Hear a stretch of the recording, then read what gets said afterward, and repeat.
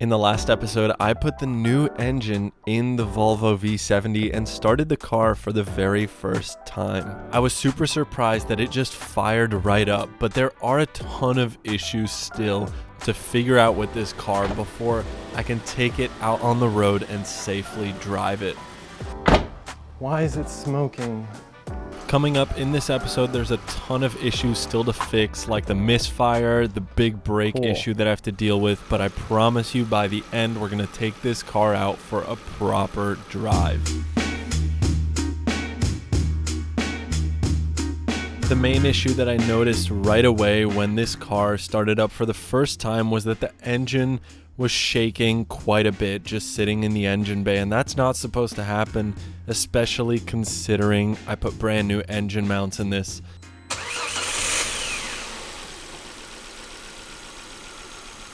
Car wasn't throwing a check engine light quite yet, so I had to let it run for quite a bit more time to just let the computer figure out what was going on. No check engine light. Definitely misfiring. All right, I do have a check engine light, which I'm happy about, I guess, because it means I can actually figure out what's wrong with it. I've got my very advanced code reader here. Let's see what our trouble codes are. Code 2, cylinder 4 misfired. Interesting. Also, unrelated, but I've got a coolant low level, which is interesting because the coolant is definitely not at a low level. Just wondering if I forgot to plug in a sensor. Oh yeah, look at that, just not even plugged in. There it is, plugged it back in. I'm sure that fixed that.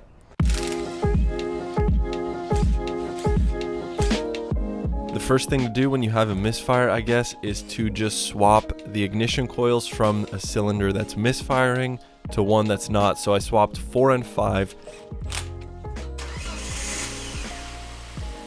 And sure enough, when I started the car back up, the check engine light showed that the misfire had moved to cylinder 5.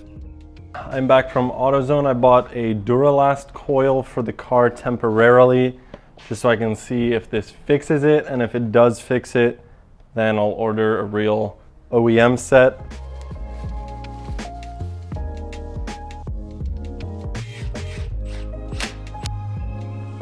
The fresh coil is in the car. Let's fire it up and see what happens. Where's the keys? Are they in my pocket? Yes, they are. God, the steering wheel is dirty.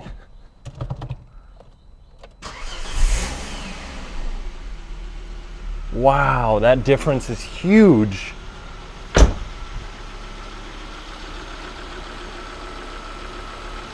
Let's go. It actually runs so smooth now.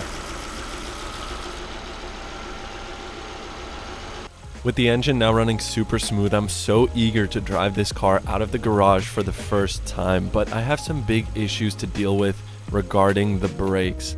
This is the driver's side brake, and as you can see, I replaced the brake line on here because the old one looked really cracked. Kind of hard to see, but definitely not safe to drive. So I replaced it, bled the brake, totally fine. It worked great. The problem that I had was on the passenger side. As you can see, the brake line is replaced. It was also cracking, got a nice fresh one in there. The problem with this side was when I went to bleed the brake. I did it the exact same way, but as you can tell, I could not get a single drop of fluid to come out of here. The bleed screw is completely loose.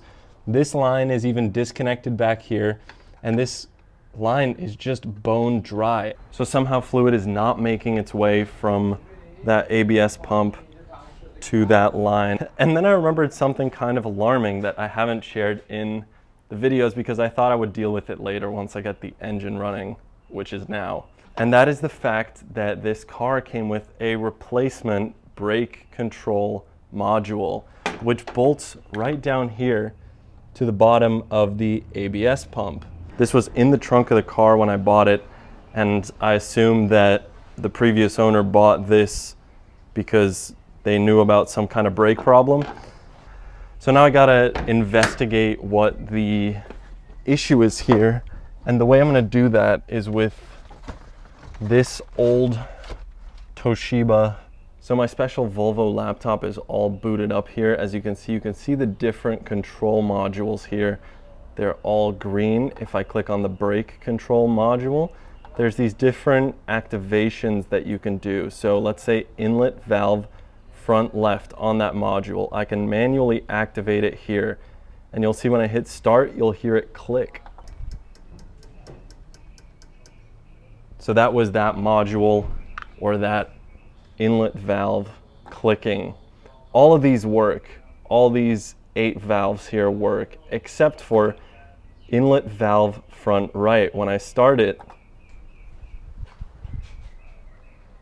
you can't hear a thing, which is interesting because inlet valve front right happens to correspond to the front right brake caliper that doesn't have any fluid coming out of it, which is over there.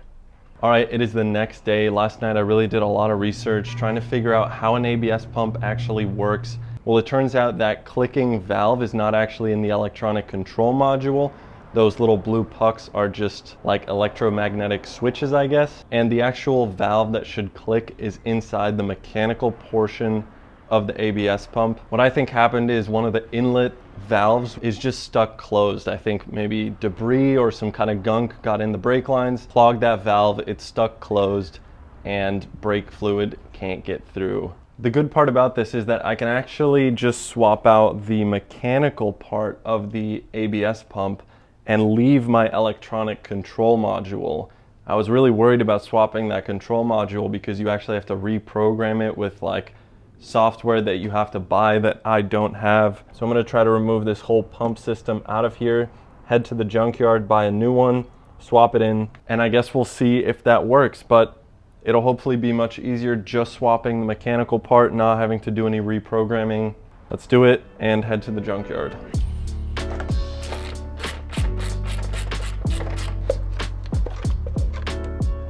In order to remove the ABS pump, I need to first remove the fuse box so that I have access to it, then drain all the brake fluid out, then disconnect the brake lines from the ABS pump, and hopefully it will come right out. Wow, it is just pissing out fluid on this side. Oh, what a mess. If my theory is correct, when I disconnect all these brake lines, the one that goes to the passenger front side should be dry as well. If the clog is somewhere down the brake line itself, then I'm gonna see fluid here, and then I know I'll have to just replace the brake line as opposed to the ABS pump. But I'm pretty confident with the software that it is the pump itself. Huh. There's some kind of sealant in there. The fuck is that?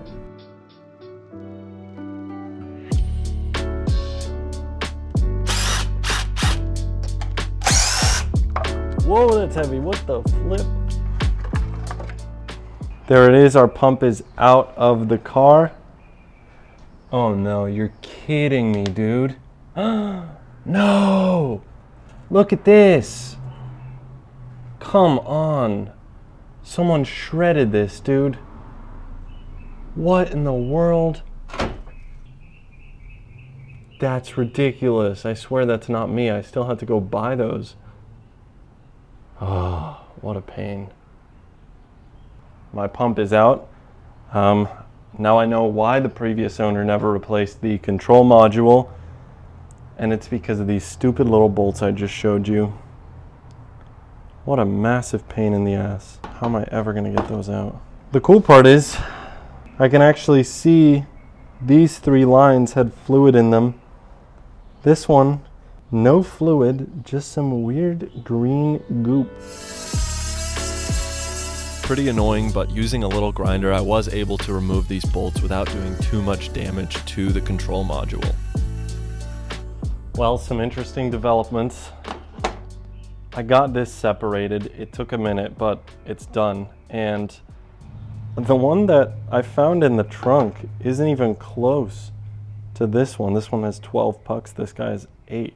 I'm gonna go to the junkyard, buy a new setup, and see if it'll work if I pop it in.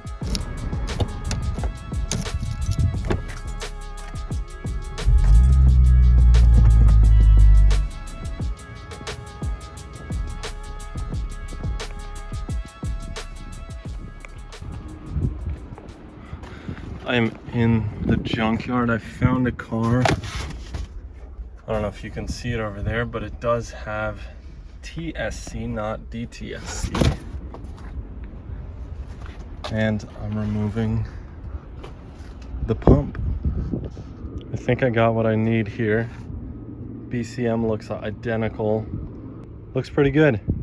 All right, I didn't want to bore you guys with the reinstallation of my ABS pump.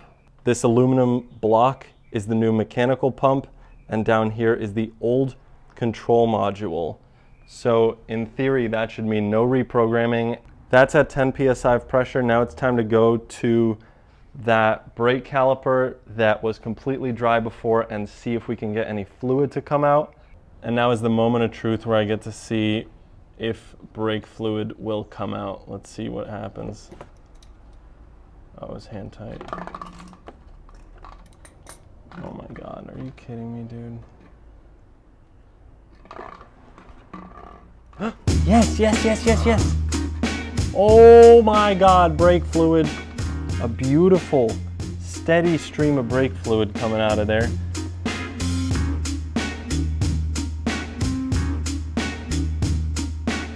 I still cannot believe I managed to figure out that brake issue. I feel like that's way beyond my level of knowledge, but I think I just got lucky with that Volvo computer and I happened to accidentally find the issue just clicking around some buttons, and it works now. So I'm incredibly stoked. Now it's time to put the car back together and give it just a bit more love before the first drive.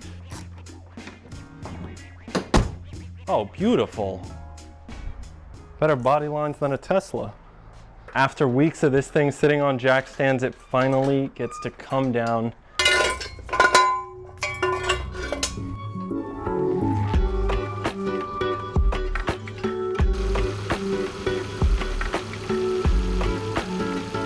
The paint right now is in terrible condition. It looks awful. And again, this is just another perfect opportunity for me to learn something I've never done before, which is detailing a car. It's got awful swirl marks and the paint almost looks like a vanilla bean ice cream. Like there's all these little black dots and I really want to remove these, so I clay barred the whole car and that made a huge difference. It removed all these gross little black specks.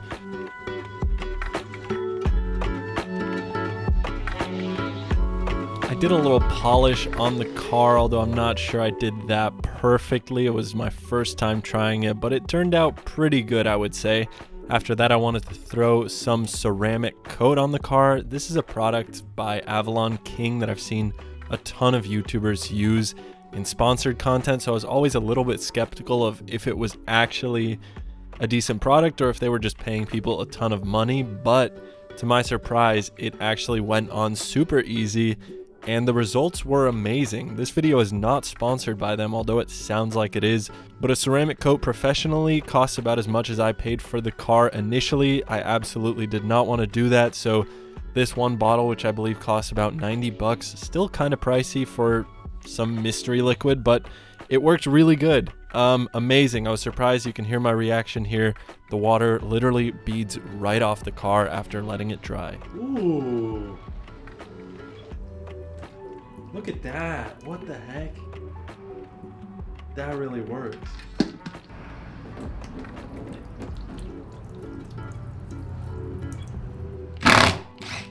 I then also added some roof rails and crossbars to the car, both of which I picked up at the junkyard. For me, this is essential because I want to be able to put a roof pod that I already have on this car when I take it on road trips. And for like $50 worth of junkyard parts, this is a pretty sweet upgrade. I know some Volvo guys specifically look for these cars without the roof rails, but for me, it's kind of a must-have.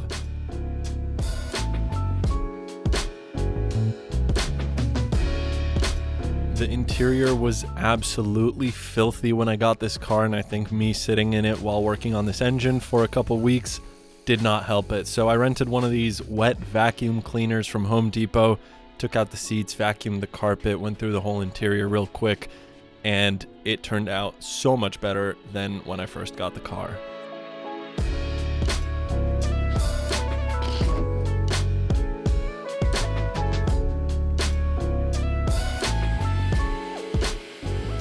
The interior detail was super satisfying, especially these cloth seats. I put it all back together, and then it came time for the first drive, and right away I had some big issues.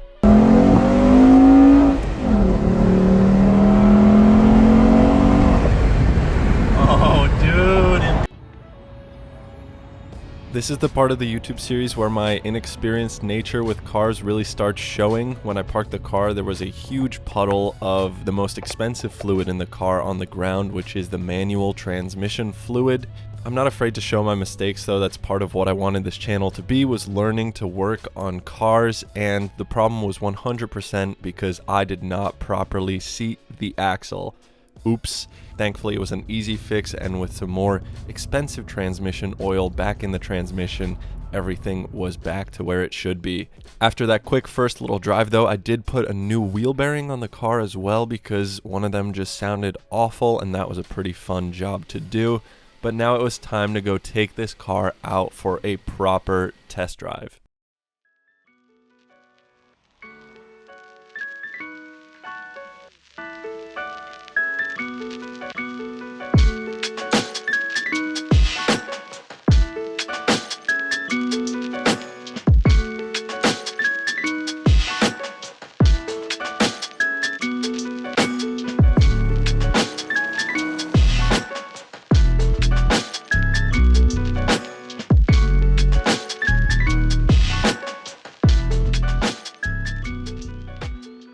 Get a little first gear pull here. Oh my God, that is too much fun. Welcome to a rare rainy day here in Los Angeles, and I can't believe I'm saying this, but I am out driving the V70 that you watched in these YouTube videos. It's been an unreal experience for me, buying this car sight unseen off of Facebook Marketplace for $800 and just pouring a ton of my time, money, my friends' time into this project. And now to be able to actually take it out on the road and drive it and enjoy it is an amazing feeling. It's so fulfilling. I've always dreamt of doing something like this. I've always wanted to take on a big automotive project. I mean, in the grand scheme of things, this isn't that big, but to me, it's huge. And it was so fulfilling. Like, I'm hooked. I am already fiending for the next project. I also want to quickly address the elephant in the room, which is the fact that I did swap the interior out of this car. I was just not that stoked on the fabric cloth interior, so I went for a black leather interior, picked it out at the junkyard, picked all the nice pieces, put it in. Very fun, and it's so much more comfortable now. I've driven the car thousands of miles already. It's been perfect. I've taken this on road trips with my friends. I've taken it up to San Francisco countless times with my girlfriend as well. And it's been perfect. It's exactly what I wanted in a car. It's comfortable for long drives. The seats are super comfy. It's quiet in here. You have all the amenities you want for a road trip, a ton of room in the back. You could even camp back there. And then when you find those beautiful back roads, mountain roads on a road trip, you have the manual transmission. You can really enjoy the car that way as well. So it is absolutely perfect, exactly what I wanted. When I got this car for $800 on Facebook, I had no idea what I was getting into, how much work it would be, but I couldn't imagine a better way to learn about how a car works than to have to like literally pull everything apart and put it back together with a new engine, new bushings, all that. It's been so good for me, and I just want to do it again already. One thing I really want to do is unlock a little bit more of that 5-cylinder sound. I did have like a cone filter on it in some of those clips that you watched for dramatic effect, and I actually liked the way that sounded, but I did put it back to the stock airbox for the sake of diagnosing the idle. I thought that might have something to do with it, but it didn't. I do want to let's go for another pull here. Oh my God. That is too fun. It's definitely not fast, but it's quick to the point where like when you get on a back road or something, or you just want to have a little bit of fun with that manual transmission, It's super engaging. It's the perfect amount of power for this car.